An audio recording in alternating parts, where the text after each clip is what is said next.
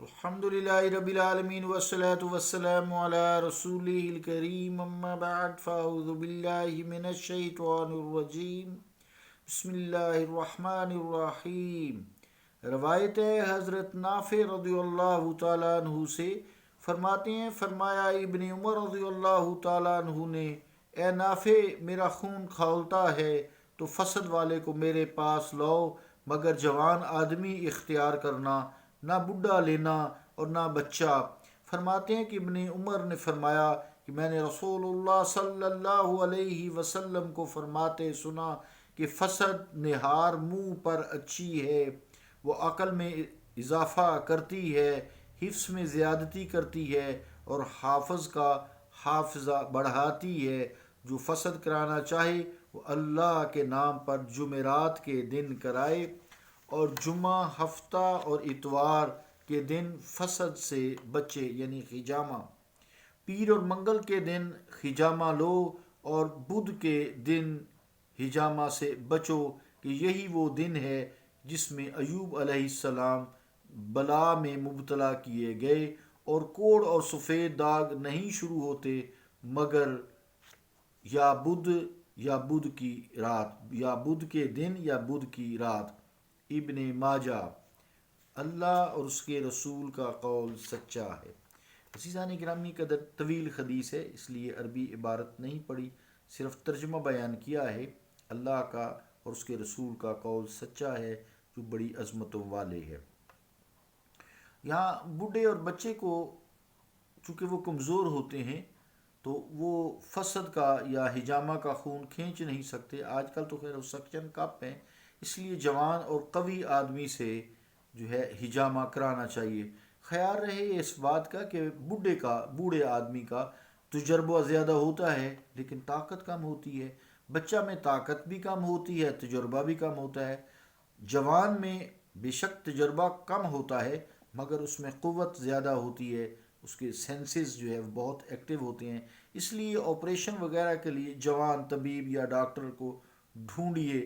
جو بوڑھا آدمی ہے وہ بے شک اس کا تجربہ زیادہ ہے لیکن اس کے ہاتھ کانپ جاتے ہیں، جس سے بلیڈ یا نشتر جو ہے وہ کہیں نہ کہیں لگ جاتا ہے، غیر ضروری جگہ پر لگ جاتا ہے، کوئی نس کٹ جاتی ہے یا کوئی غیر ضروری جگہ سے چیرا آ جاتا ہے، اس لیے جوان بہتر ہے۔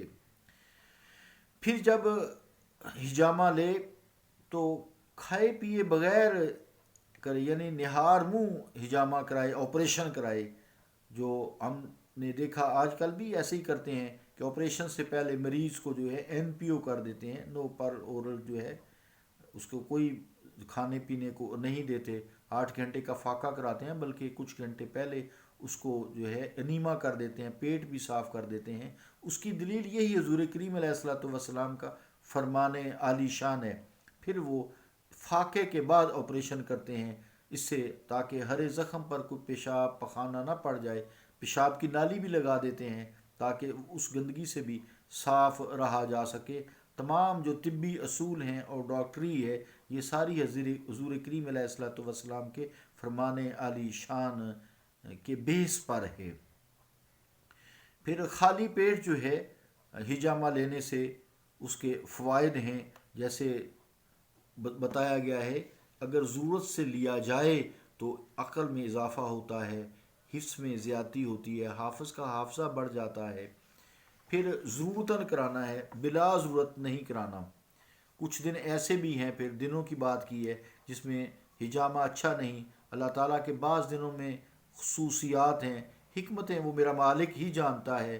بزرگ لوگ کہتے ہیں 8، 18، 28 اور 3، 13، 23 تاریخوں میں نکاح نہ کرے، یہ تاریخیں نکاح کے لیے اچھی نہیں ہیں۔ علامہ شامی رحمۃ اللہ علیہ نے لکھا ہے کہ بدھ کے دن بھی مہر پرسی تک بھی نہ کرے، کہ لوگ اس کو اچھا نہیں سمجھتے۔ حضرت ایوب علیہ الصلوۃ والسلام نے بدھ کے دن حجامہ کرایا تو آپ پر بیماری مسلط ہوئی، یا بدھ کے دن آپ کی بیماری کی ابتدا ہوئی۔ معلوم ہوا کہ بدھ کا دن عتاب کا دن ہے، بلکہ بعض قوموں پر بدھ کے دن ہی عذاب آیا، لہٰذا یہ کفار کا پر عذاب کا دن بھی ہے اور منحوس بھی ہے، جیسا کہ رب تعالیٰ نے بدھ کے متعلق ہی فرمایا فی یوم نحس مستمر، سورۃ القمر میں ہے کہ فی یوم نحس مستمر، یعنی وہ جو دن تھا وہ ان کے لیے منحوس تھا، مستقل منحوس تھا۔ اس سے ثابت ہوا کہ تاب و عذاب کا جو ہے دن دائمی ہوتا ہے، نحس مستمر۔ تو ضروری ہے کہ رحمت کا دن وہی رکھا جائے، لہذا پیر کا دن بڑا ہی مبارک ہے، حضور کریم علیہ الصلوۃ والسلام کی ولادت مبارک کا دن ہے۔ اس سے ہمیں یہ بھی پتہ چلا کہ بدھ کے دن کی نحوست دائمی ہے۔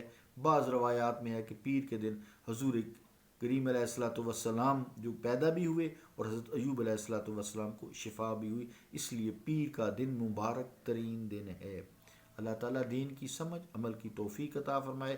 صلی اللہ تعالیٰ علی رسول خیر خلقہ محمد وعلی آلہ واصحابہ اجمعین برحمتک یا ارحم الراحمین۔